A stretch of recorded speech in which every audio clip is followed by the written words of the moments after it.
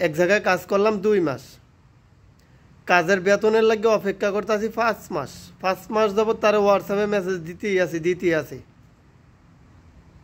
খালি আজকে দিব কালকে দিব এরকম কইতাছে, মানে নির্ধারিত কোনো টাইম দেয় না যে বেতনটা আমি অমুক দিন দিব, এরকম কিছু কয় না। আর কাজে যাওয়ার আগে যেই কোনো কোম্পানিতে 1 মাস 20 দিন 1 মাস 10 দিনের কথা কইয়া নেয়, 1 মাস 10 দিনে বেতন, 1 মাস 20 দিনে বেতন। বস অনেক বালা, বস অনেক বালা, চায়না বস, এই বস এই বস। বসের প্রশংসা করতে করতে আপনার মন গলায় লাগবে, কাজও যাইবেন, কয়েকদিন কাজ করবেন, দেয়া যাইব এই বসের মতো খারাপ আর নাই। কাজও যাওয়ার আগে বস অনেক বালা, মোমেন ব্যক্তি। কাজও যাওয়ার পরে এই ব্যক্তির মতো খারাপ আর হয় না। আপনারে নানা অজুহাত দেখাইয়া নানা ইয়া কইরা আপনার বেতনটা শেষ করে দিব, আপনি নিজেও জানতেন না, আর কিছু করারও থাকে না ওই সময়।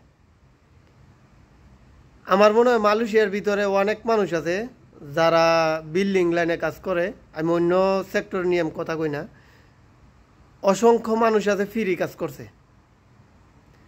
মালয়েশিয়াতে অসংখ্য মানুষ আছে ফ্রি কাজ করছে। বলে কেমনে কাজ করে যদি বেতন না পায় তাতে এটা ফ্রি কাজ? ফ্রি কাজ না, এটা অবশ্যই ফ্রি কাজ। 5 লাখ 6 লাখ টাকা চালান খাটাইয়া ইয়া অনেক মানুষ ফ্রি কাম করছে। অনেক মানুষ ভিসা লাগানোর লাগে আমার সামনে কাঁদছে, ভিসাটা লাগাইতে পারে না টিয়ার লাগিয়া। জাগো দেশে আর্থিক অবস্থা ভালো, তারা দেশের থেকে আইনা লাগাইছে। জাগো আর্থিক অবস্থা খারাপ, তারা ভিসা লাগাইতে পারে নাই, অবৈধ হয়েছে। আর মালয়েশিয়াতে অবৈধ থাকা মানে কি এটা সবাই জানে, এটা নতুন করে কোয়ার কোনো কিছু নাই। অথচ এই কথাটি যে সময় কইতে চাইছি, এই কথাটি যে সময় বুঝাইতে চাইছি, বাংলাদেশ তো একটা লাগে ভালো আছে, যুক্তিবাদী বেশি। বাংলাদেশ জ্ঞানী গুণী যুক্তিবাদী বুদ্ধিজীবী বেশি। আপনি কিছু বালা কোন যুক্তি দেখাইব, আপনার খারাপ কোন যুক্তি দেখাইব। মানে তাকে কাম হয়েছে যুক্তিবাদী। তারা সমাজের কাছে একজন ভালো ব্যক্তি হইতে চায়, ভালো একটা উপদেষ্টা হইতে চায়, ভালো একজন যুক্তিবাদী বক্তা হইতে চায়। কারণ হ্যার জ্ঞান বেশি আর মেধা বেশি, আর যুক্তি দিয়ে বুঝাইতে পারে। বাংলাদেশটা হচ্ছে এরকম।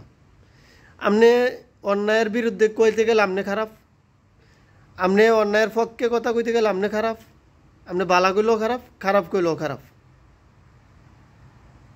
বাংলাদেশটা নষ্ট করছে বাংলাদেশের মানুষেরা। কিছু কিছু মানুষে, সবাই না, সবাই তো আর খারাপ না। কয়েকজন খারাপ মানুষের কারণে অসংখ্য বাংলাদেশি প্রবাসী কষ্ট পাইতেছে মালয়েশিয়া, অসংখ্য। সবাই তো আর খারাপ না, যারা খারাপ তাগই শক্তি বেশি। ভালো মানুষের তুলনায় খারাপ মানুষের শক্তি কয়েক হাজার গুণ বেশি। অল্প কয়েকজন খারাপ মানুষের লাগিয়া অসংখ্য বাংলাদেশি কষ্ট পাইতেছে, অসংখ্য, যা ভাষায় প্রকাশ করার মতো না। বর্তমানে মালয়েশিয়াটা ভিডিওর ভিতরে খুব সুন্দর, গাছপালা, পাহাড় পর্বত, বড় বড় বিল্ডিং, সুন্দর সুন্দর শপিং মল, দেখতে যতটা সুন্দর, বিল্ডিং লাইনে যারা কাজ করে এই সমস্ত শ্রমিকগুলো লাগিয়া এটা অনেক ভয়াবহ। শুধু এই ভয়াবহতা সৃষ্টি করছে শুধু বাংলাদেশি মানুষেরা। কিছু কিছু বাংলাদেশি আছে, তারাই এই সিস্টেমটা চালু করছে।